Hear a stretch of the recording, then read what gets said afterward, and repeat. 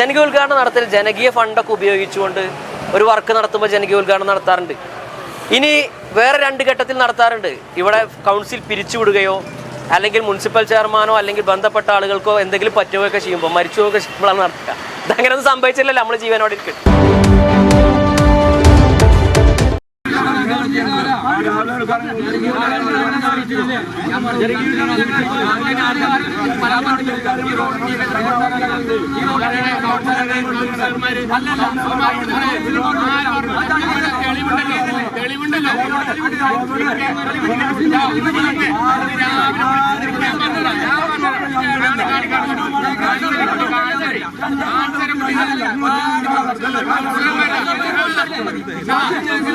രാവിലെ ഉണ്ണികൃഷ്ണ മാസിന്റെ ഫോൺ വിളിച്ച് councillor സെല്ലുന്ന phone ചെയ്ത് എന്താണ് റെക്കോർഡ് ചെയ്ത ഉണ്ണികൃഷ്ണ മാസ് പറയുന്നുണ്ട് കൗൺസിലർമാർ ഇരുന്ന ലക്ഷ്യമായിട്ട് തെളിവുണ്ട്.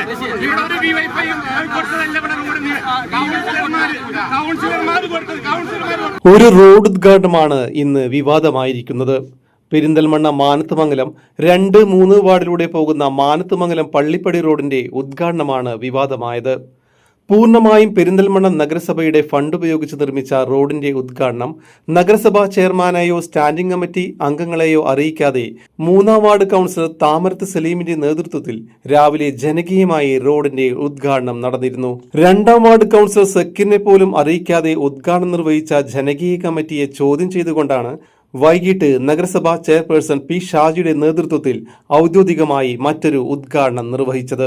തെരഞ്ഞെടുപ്പ് പെരുമാറ്റച്ചട്ടങ്ങളോ മറ്റോ ഇല്ലെന്നിരിക്കെ 15 ലക്ഷം രൂപ മുടക്കി പൂർണ്ണമായും പെരിന്തൽമണ്ണ നഗരസഭ നിർമ്മിച്ച റോഡിന്റെ ഉദ്ഘാടനം നഗരസഭ തന്നെയാണ് നിർവഹിക്കേണ്ടതെന്നും അല്ലാതെ ഇവിടെ ജനകീയ ഉദ്ഘാടനങ്ങൾക്ക് പ്രസക്തിയില്ലെന്നും പി ഷാജി ചാനൽ 10 പറഞ്ഞു.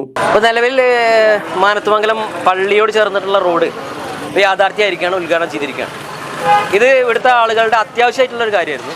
ഈ കാര്യം കുറേ കാലം നീണ്ടുപോകാനുള്ള കാരണം ഒരു ഘട്ടത്തിൽ നഗരസഭയുടെ ഫണ്ട് വെച്ച് പണി പൂർത്തീകരിച്ചു. 2-ാം ഘട്ടം അല്ലെങ്കിൽ തുടങ്ങുന്ന ഭാഗം MLAയുടെ ആസ്തി വികസന ഫണ്ടുമായി ബന്ധപ്പെട്ട് പണം നീക്കി വെച്ചിരുന്നു എന്ന് നമ്മളോട് സൂചിപ്പിച്ചിരുന്നു. അതിൻ്റെ ഭാഗമായിട്ടാണ് അങ്ങനെ കടന്നിരുന്നത്. പക്ഷേ അതിൻ്റെ പഴി മുഴുവൻ കേട്ടത് നഗരസഭയും ഇവിടുത്തെ കൗൺസിലർമാരുമാണ്. പക്ഷേ ആ ഫണ്ട് ലഭ്യമാകാതിരിക്കുകയോ മുടങ്ങുകയോ ചെയ്ത സമയത്ത് വളരെ കഷ്ടപ്പെട്ടുകൊണ്ട് ഏറ്റവും അടിയന്തരമായി ഫണ്ട് വകയിരുത്താൻ കിട്ടിയ അവസരത്തിൽ തന്നെ 6 ലക്ഷം രൂപ വകയിരുത്തി കോൺക്രീറ്റ് വർക്ക് നടത്തുന്ന പ്രവൃത്തിയാണ് ഇവിടെ നടന്നത്. അതിന് കൗൺസിലർമാർ അതിലിടപെട്ടിട്ടുണ്ട്. അതുപോലെ തന്നെ ഈ നാട്ടിലെ ആളുകളും നിരന്തരമായി ആവശ്യപ്പെടുന്ന ഒരു കാര്യമാണ്. രാഷ്ട്രീയ പാർട്ടിക്കാർ വന്നിട്ടുണ്ട്, യുവജന സംഘടനകൾ എല്ലാവരും ആവശ്യപ്പെട്ടിട്ടുണ്ടായിരുന്നു. ആ ആവശ്യപ്പെട്ടിട്ടുള്ള അതിൻ്റെ അടിസ്ഥാനത്തിലാണ് പണത്തിൻ്റെ ലഭ്യതയുടെ കുറവ് പോലും നോക്കാതെ ഈ ഫണ്ട് അനുവദിച്ച് ഇപ്പോൾ മൊത്തം നോക്കുകയാണെങ്കിൽ 12 ലക്ഷം രൂപയുടെ വർക്ക് അവിടെ നടന്നിട്ടുണ്ട്. ആ വർക്ക് നടക്കുമ്പോൾ ഇപ്പോൾ ഇന്നലെയാണ് 2-ാം വാർഡ് കൗൺസിലർ രാത്രി എന്നെ വിളിക്കുന്നത്. നമുക്ക് ആ റോഡിൻ്റെ ഉദ്ഘാടനം നടത്തേണ്ടത്.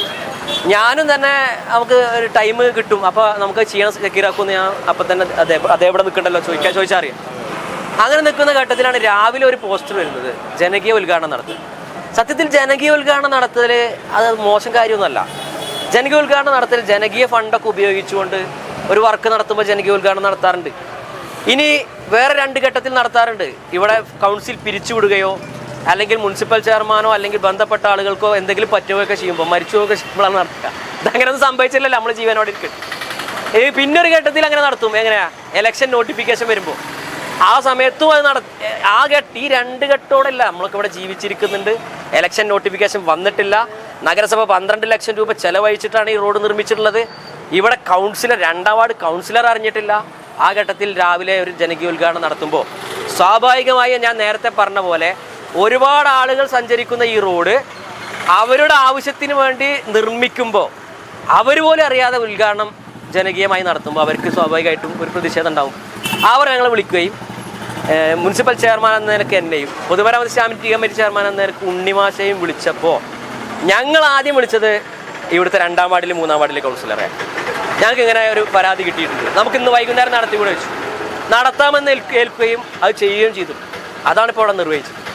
ആ അത്യാവശ്യമായിട്ടുള്ള കാര്യം, അതായത് മാനത്തുമംഗലം പള്ളിയോട് ചേർന്ന് കിടക്കുന്ന ശോച്യാവസ്ഥയിൽ കിടന്ന റോഡിൻ്റെ നേരാക്കുക എന്നുള്ള അത്യാവശ്യ കാര്യം ആണ് ഉദ്ഘാടനം ചെയ്തിട്ടുള്ളത്. അത് നാട്ടുകാർക്കായിട്ട് സമർപ്പിക്കുകയാണ്. ഞാൻ നാട്ടുകാരോട് പ്രത്യേകം നന്ദി പറയാണ്. രാവിലെ അവർ ഉദ്ഘാടനത്തിന് വന്നിട്ടുണ്ട്. എന്നിട്ട് വൈകുന്നേരം ഞങ്ങളൊരു ഉദ്ഘാടനം വെക്കുകയാണെന്ന് പറഞ്ഞപ്പോഴും, ഈ നാട്ടുകാരുടെ ഔദ്യോഗിക ഉദ്ഘാടനം വെക്കുകയാണെന്ന് പറഞ്ഞപ്പോഴും അവരെത്തിച്ചേർന്നുണ്ട്. ആ നാട്ടുകാരെ പ്രത്യേകം അഭിനന്ദിക്കുകയാണ്, അവരോടുള്ള നന്ദി രേഖപ്പെടുത്തുക. MLA ഫണ്ട് ഉപയോഗിച്ച് നവീകരിക്കാനിരുന്ന റോഡാണ് ഇപ്പോൾ നഗരസഭ പണി പൂർത്തീകരിച്ച് ഉദ്ഘാടനം ചെയ്തത്. ചടങ്ങിൽ പൊതുമരാമത്ത് standing committee chairman V Unnikrishnan master, വിദ്യാഭ്യാസ standing committee chairman Mansoor Nechiyil, കൌൺസിലർമാർ തുടങ്ങിയവർ പങ്കെടുത്തു. ചാനൽ 10 പെരിന്തൽമണ്ണ.